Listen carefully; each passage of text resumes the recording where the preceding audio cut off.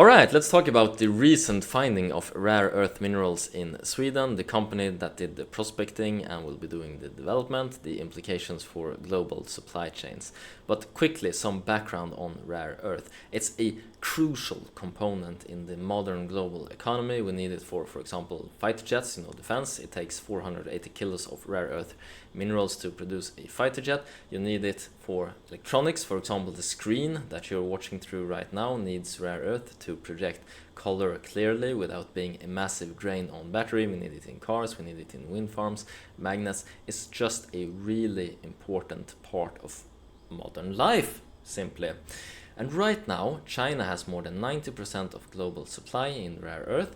Europe has only 2%, and we've recently seen the Ministry of Defense in America announcing that they're investing heavily in developing their own national production of rare earth. So of course, Europe can't be worse. Of course, we need our own production over here.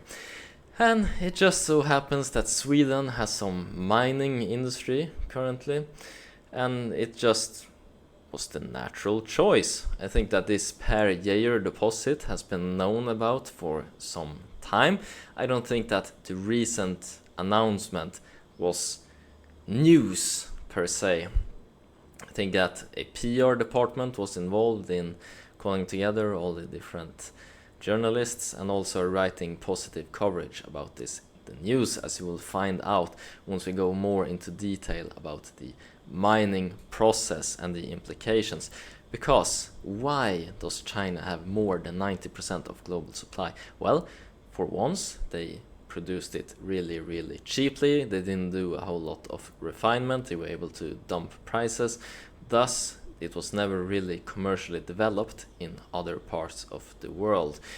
It's quite expensive to mine rare earth. It's not like the iron that's already being mined in Kiruna. You sift through a ton of rock, you use a lot of water in the refining process, and in the refining process you also create mildly radioactive material. It pollutes the air in terms of harmful parts per million being released, and if you don't properly sanitate the water used in the process, you will have like the cancer lakes that we see in northern Mongolia in China, where the groundwater is contaminated and causing cancer in local villages. They have admitted to this.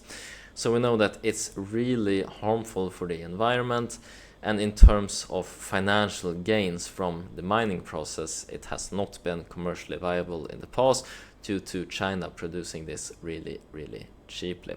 Alright, so back to the announcement, because it panders into these concerns. Ebba talked about there also being iron ore, so it will be more commercially viable, trying to pander to taxpayers as to tell us that it will not be a negative and that we're not doing this because the European Union is pressuring us to secure supply chains for the different electronic companies that need it in Europe. So in terms of the company actually doing this, it is called LKAB, and no, you cannot buy shares in it if you are curious. Sweden is a socialist country, so this company is fully owned by the Swedish government, 100%, and the meeting of shareholders is a meeting of people from the Swedish Riksdag. That's the legislative body in Sweden, basically a combination of House and Senate all in one, the ones that are passing the laws. And in terms of the board, we can see, for example, Göran Persson being on the board, a former prime minister for the Socialist Party in Sweden. So it's politically controlled. This is not unique to the mining sector. We see it with other companies in Sweden as well. For example, there's a monopoly on the sale of alcohol. A company called Systembolaget is responsible for all the sale. So for the 30-something% of you that's American and watching this and thinking, wow, that's so strange, a company owned by the government, well, it's not uncommon in Sweden. So now you know you can't buy shares in LKAB, the company that did the prospecting and that will be doing the mining. So remember, I talked about it not being commercially viable in the past and not being developed for that reason. I think that the reason it's being developed right now is to secure supply chains for European companies. I think that there's a lot of pressure coming from the European Union on Sweden, and Sweden tend to cave in under pressure from larger, more powerful blocks in the world. For example, we can see when the Pirate Bay was being operated in Sweden and the US threatened Sweden with trade sanctions if they did not take the website down. It took the blink of an eye for them to send a police raid to take down the servers and cave in and not think about the free speech. So we see the same type of pattern if the European Union is pressuring Sweden. I think that even if there will be protests around the mining of rare earth, since it's so polluting, I think that it will be pushed through due to pressure from the European Union in this case.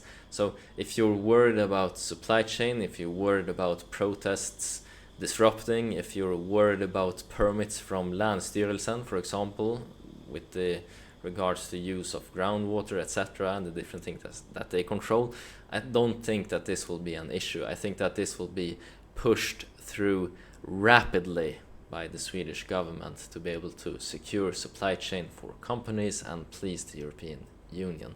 So as an investor, I don't think that it's a concern with disruptions to the development of this operation. I think that there will be a PR team in place to create positive coverage around the development of the Per Geijer deposit, to make sure that the Swedish people has a positive perception of this new finding and this new development. We already see that they're talking about that this will bring wealth to Sweden, make it a lot richer. Well, there's a reason it has not been commercially developed in the past, and that's because you will lose money on it trying to compete with China, since China is selling it so cheaply and not refining the process of extracting these rare earth minerals. They're just dumping the water right out basically. So how can Sweden try to compete with this? Basically, we're going to need subsidies from the European Unions to stay afloat and not lose money on the operation. But this will be a good thing. It will secure supply chain. We saw a lot of disruption during the COVID period, and I think that has scared a lot of leaders, making them rethink the way we do global supply chains, making sure to lobby and pressure local governments to try to secure crucial parts in the supply chain and make sure we don't get disruptions to profits for shareholders. So I think that this will give more predictability when trying to discount future cash flows from companies, just making sure that there won't be deficits in rare earth causing a factory to stand still and not being used. I think that this will have a positive implication in that manner. Alright, now you know it's a national company owned by the Swedish government that's doing prospecting and development. It's being done to secure supply chain of rare earth minerals. Alright, hope this helps you when you do your own due diligence on companies. Maybe you were worried about supply chain in the past, and maybe you feel a bit more secure now that you know that there are plans in place to secure this. That's been it for this video, and as always, hope you make a ton of money, whatever investments you decide to make. Take care now. Bye bye.